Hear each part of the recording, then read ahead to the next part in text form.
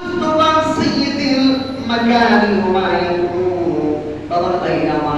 তাআলা আপনাকে অতীত এবং ভবিষ্যতের মধ্যে যত যা কিছু আছে সব করবেন। সৃষ্টির সরদার আহমদ মুজতবা মুহাম্মদ মুস্তাফা সাল্লাল্লাহু আলাইহি ওয়াসাল্লাম অনুসরণ করে তার শাফায়াতের ভাগীদার হওয়ার জন্য চেষ্টা করুন, ভাগীদার হওয়ার জন্য চেষ্টা করুন, যাতে করে হাসরের ময়দানে আল্লাহ তাআলা দয়ার নবীর শাফায়াতের পোশাকে আপনাকে আমাকে সুসজ্জিত করে দেবেন। বলে সুবহানাল্লাহ।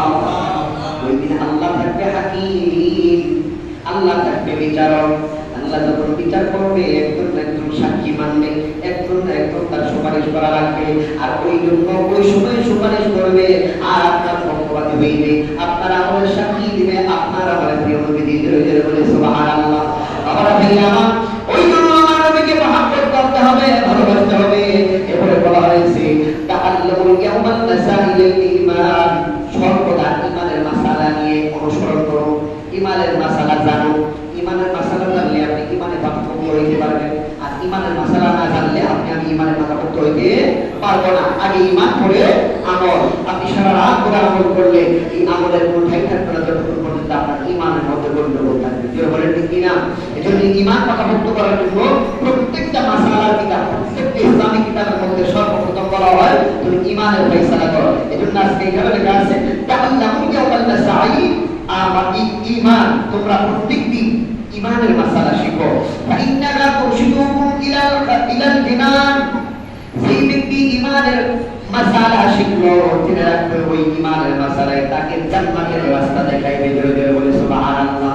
আপনি যখন ঈমানে মজবুত হবেন না, আপনি জান্নাতের কোন রাস্তা খুঁজে পাবেন না। আপনার দু চোখের সামনে যা দেখবেন সব অন্ধকার, ডাইনে বামে কাটাবেন অন্ধকার। এই জন্য বাবা ভাইয়া আমার ঈমানের মাসালায় যদি অন্তর্ভুক্ত করে নেন তাহলে আপনার জন্য ঈমানি রাস্তাটা, ঈমান দ্বারা আপনাকে জান্নাতের রাস্তা তথা আলোর রাস্তা দেখানো হবে। জোরে জোরে বলে সুবহানাল্লাহ। قال النبي صلى الله عليه وسلم الله رسول من كرم الله رسول من فشفاعته سبيلة لأهل التقى والأمان, যারা দুনিয়াতে খোদা বিহু আল্লাহর ভয় অন্তরে জাগ্রত করেছে, পরহেজগার হয়েছে, মুমিন হয়েছে, মুত্তাকি হয়েছে, আমার আল্লাহ তাআলা হাসরের ময়দানে ওই লোকদেরকেও সুপারিশ করার জন্য সুযোগ করে দেবে। যারা বলে সুবহানাল্লাহ। যে পরহেজগার হবে, যার ভিতরে আল্লাহর ভয় থাকবে, প্রত্যেকটা কাজে আল্লাহকে ভয় করবে, আমার আল্লাহকে দেখে, আমার আল্লাহকে যা করে, আল্লাহ নিয়মের বাইরে চলে যায়, ওই ভয় যাদের ভিতরে আছে আল্লাহ তাদেরকে আমি হাসরের ময়দানে সুপারিশ করার সুযোগ দেবে। যারা বলে সুবহানাল্লাহ। قال النبي عليه الصلاة والسلام من قرأ القرآن فاستهزأه فأهلها حلاله وحرمها حرامه أدخل الله الجنة. الله تعالى বলেন